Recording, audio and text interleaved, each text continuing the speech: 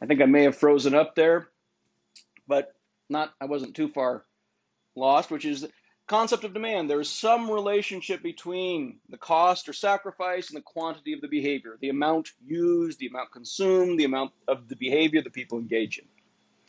That's our concept of demand. Now, as I mentioned already, these are expected costs because we never know for sure what the cost or sacrifice is going to be. All right.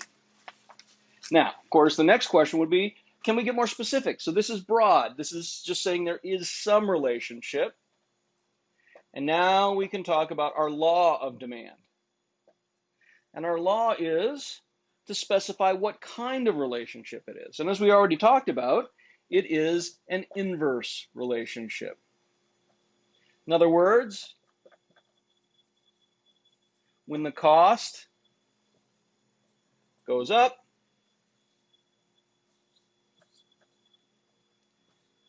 the amount of the behavior goes down. When the cost goes down, the amount of the behavior goes up.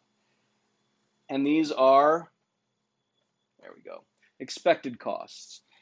I'm going to put an arrow in here indicating causality. Causality goes from cost to quantity. It doesn't go from quantity to cost, and this is very important.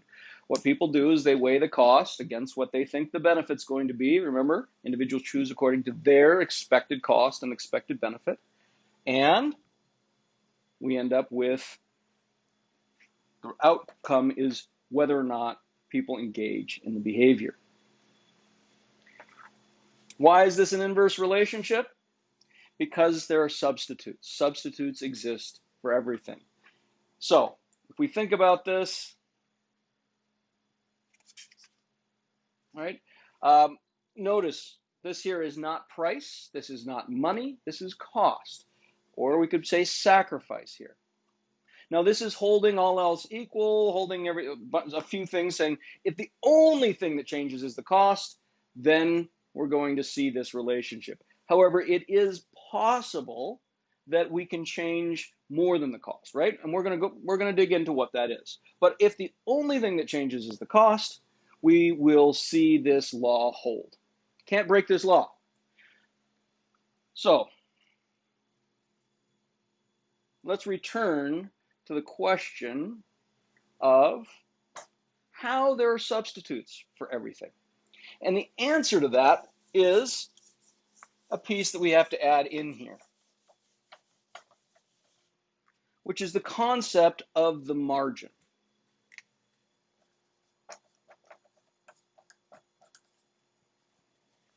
Now, for most of you, the way you've probably seen margin is right on the edge of the page. Maybe teachers have required or specified margins for you. It really just means on the edge, right? And we can use it in other ways. We make decisions on the margin, on the edge, one more unit or one less unit.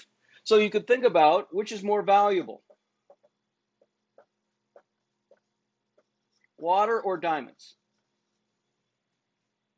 Well, maybe that you say, well, diamonds obviously, but that's kind of odd, isn't it? Which is more important for life, water or diamonds? Well, clearly water is. You can make it through your entire life without ever owning a diamond. So we make decisions on the margin. And so if I could phrase this a little differently, say that I had, right, a liter of water and a liter of diamonds, backwards here, right, and a liter of diamonds. Which would you take? Well, you'd take the diamonds, I think. Of course, what if you were in the middle of the Sahara? Then you'd probably take the water. Well, maybe. What if you were in the Sahara on a well-paved road with a car with a full tank of gas and no issues getting to the nearest well? Oh, then you take the diamonds. So another way of saying this, so what matters is marginal cost and benefit. I'm going to abbreviate these so we can now go back to all of economics in 4 points. Point number 3, and say individuals choose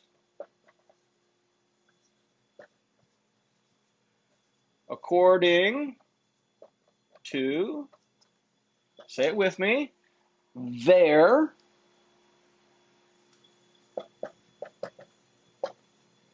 expected marginal benefit and their expected marginal cost. Another way of saying this is that value is situational. It depends on the situation. It's another way, really, that's what we're talking about with marginal. So why are students willing to hold their breath for 30 seconds for a bar of chocolate? They're not making a decision all or nothing. They're making a decision of one more second of air or one less second of air, one more bar of chocolate, one less bar of chocolate. If I gave students a choice and said, you can either have air for the rest of your life or you can have chocolate, I hope people would say, I'll have air, because there might be some very strange people out there who so enjoy chocolate that would be their dying wish to have a bar of chocolate. But most of us understand that's not where we live. We live in the realm of, it's easy for me to get another drink of water, right? So that's why currently we would take diamonds instead of water. So substitutes exist because we make decisions on the margin, because we're not deciding the all or nothing approach. This, by the way, isn't a statement about how we should choose necessarily. It's a statement about how we do choose. This is why it is hard to lose weight. I've been fighting as I get, well, probably am in middle age, probably past middle age at this point, fighting my waistline a little bit more, having to pay attention to it. It's hard. Why is it hard? Well, because if I exercise today, how much of an impact will that have on my waistline? Not much. If I skip my workout, not a very big deal. And workouts are tedious and hard sometimes. And so it's easy to say, well, the cost of, or the sacrifice, the impact on my waistline of not exercising this morning is going to be relatively small, very small. Actually, probably it's going to be bigger, right? The benefit I'm going to get out of that workout, so the marginal benefit versus the cost of that workout, it's very easy to have the benefit be less than the cost. And so it's why it's hard to work out, right? However, of course, part of growing up is probably learning to think a little bit more long term, right? This is why, right, eating one cupcake is going to have no impact on my waistline, right? Eating a lot of cupcakes will. However, I don't decide whether to have cupcakes for the rest of my life or not. In some ways, life would be easier if we made some of our decisions in that arena. But we don't.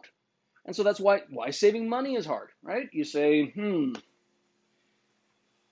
tired, I don't feel like cooking, so maybe I order out, right? Or I go out to eat. And what's the impact going to be on my long-term financial health if I go out to eat tonight? Very small. Even if you're not making a lot of money, that's not a big deal.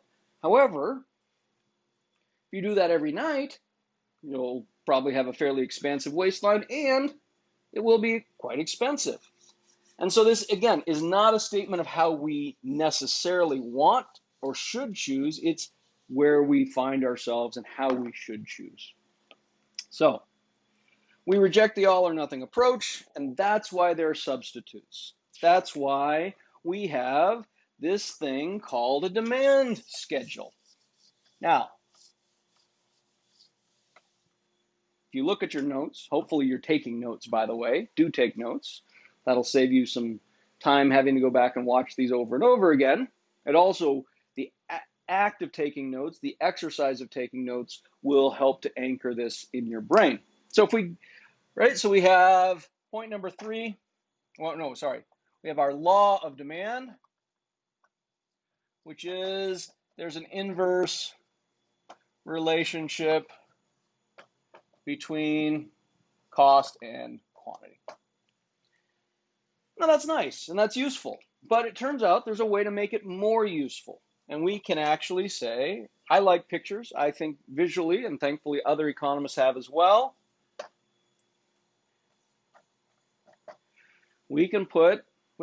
there's no reason why cost has to be here versus quantity down here. Actually, in science, in the scientific fashion, it should be reversed. For any of you who are taking science classes, you've probably been taught that your independent variable should be on the x-axis and your dependent variable, it should be on the vertical axis.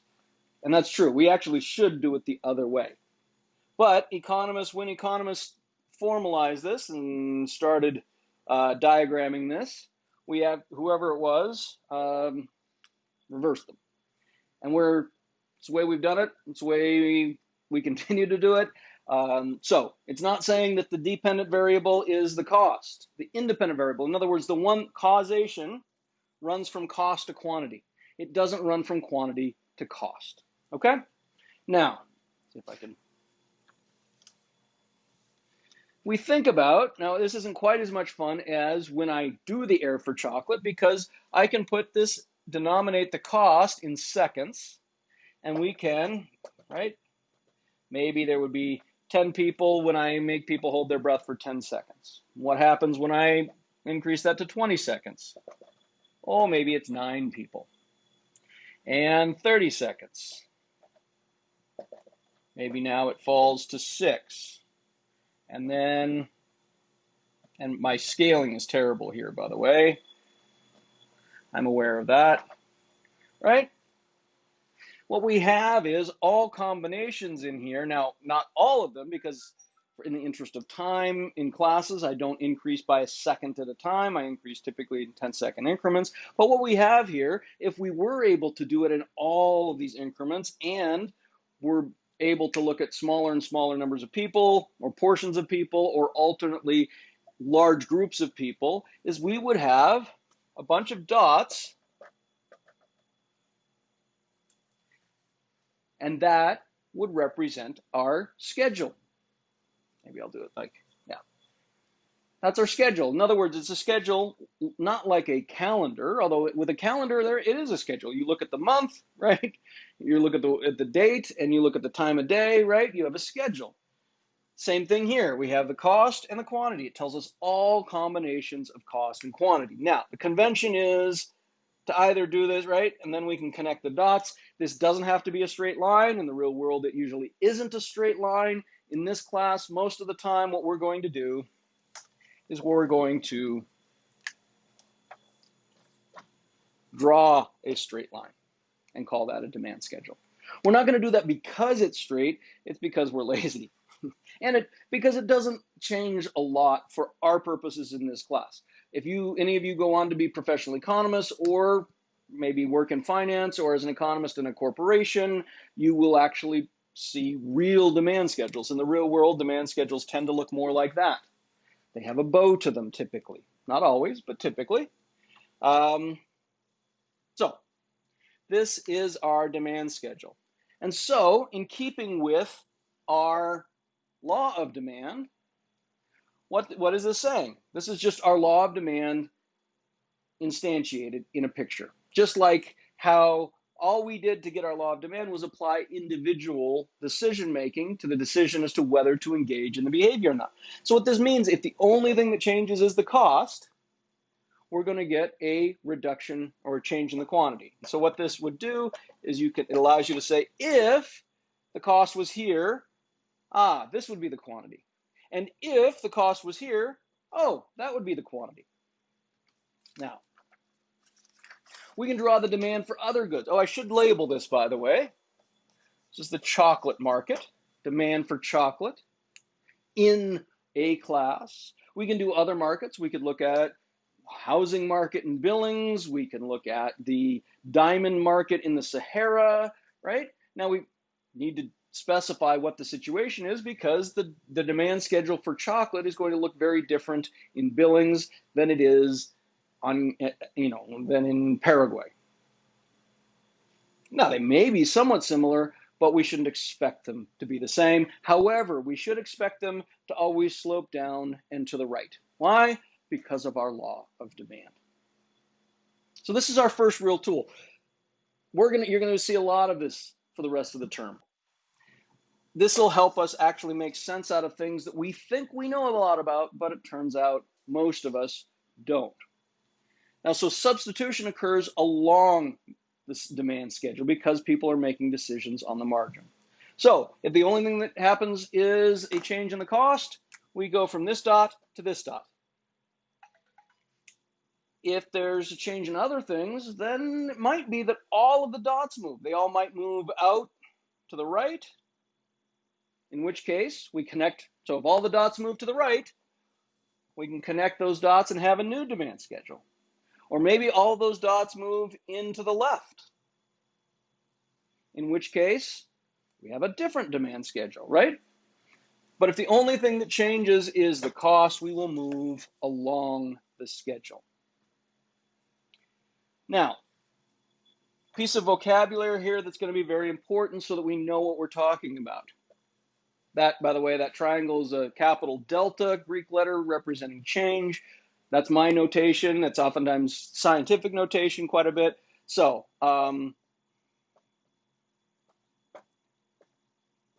we need to distinguish between changes in demand and changes in the quantity demanded. If the cost goes up, demand doesn't change. In other words, if the only thing that changes is the cost, we move from this dot along on the schedule to this dot on the schedule. We're still on the same demand schedule. So there would not be a change in demand. There would simply be a change in the quantity demanded. We would go from this quantity to this quantity. So that would be a change in the quantity demanded. However, as I've already alluded to, it is possible for something to change that would cause us to move to a new demand schedule. That would be a change in demand. So make a point of distinguishing between the change in demand and the change in the quantity demanded.